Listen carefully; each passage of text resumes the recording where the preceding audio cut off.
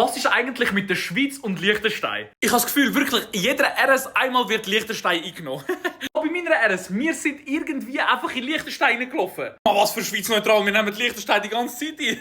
Aber jetzt aber netterweise wieder zurück, oder? Also. In letzter Zeit bekomme ich so viele Videos vorgeschlagen, wo so Amis sagen, die Schweiz ist nicht so neutral, aber die haben Liechtenstein eingenommen. Das kann sein, vielleicht haben wir vor 50 Jahren irgendwie mal irgendetwas gehabt mit den Liechtensteiner, oder? Das ist vielleicht irgendwie 1-2 Unfälle sind passiert. Hey, aber Liechtenstein hat dafür einfach den Soldaten ein paar Bierchen ausgegeben, weil sie reingelaufen sind in Liechtenstein und dann sind sie wieder weggelaufen. Liechtenstein und mir, wirklich.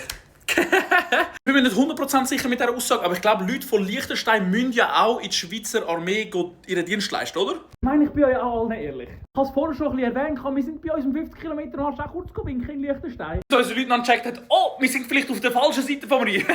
Sind wir kurz rübergelaufen und alles ist wieder gut gewesen.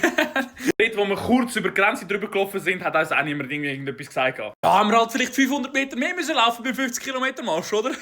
Ich habe wirklich fast das Gefühl, jedes Jahr erzählt irgendwie irgendeiner, oder es kommt irgendwie auf den Medien auf, dass vielleicht 1-2 Leute von der Schweizer Armee sich ein bisschen verfahren haben und plötzlich in Liechtenstein gelandet sind. Und es kann vielleicht auch sein, dass ich irgendwie in Woche 17 halt auch kurz einfach falsch abgebogen bin mit dem Auto und dann plötzlich sehe ich eine Liechtenstein-Flagge und ich denke mir so, oh, ups, nein, da gehöre ich nicht hin.